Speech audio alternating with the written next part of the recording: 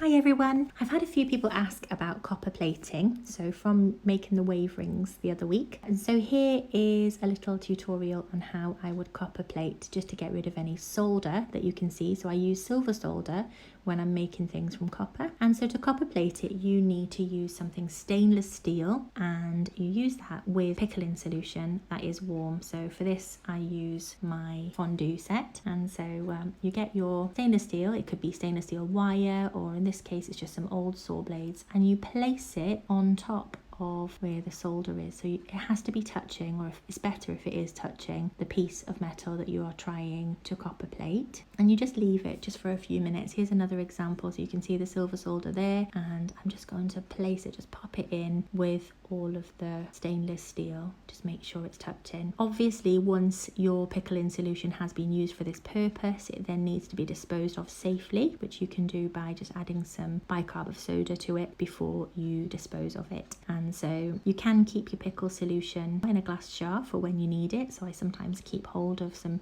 old pickling solution when I make a fresh pot. And so that's it. Very, very simple. Here's a silver finding, which I just thought I'd show you the same process but with a silver thing. So I've just placed that on top of the saw blades. Let me just move that. Really is important that the stainless steel is touching the thing that you want to copper plate. So that's better. And this is what it looks like when you come back to it after a couple of minutes. Everything is a mess.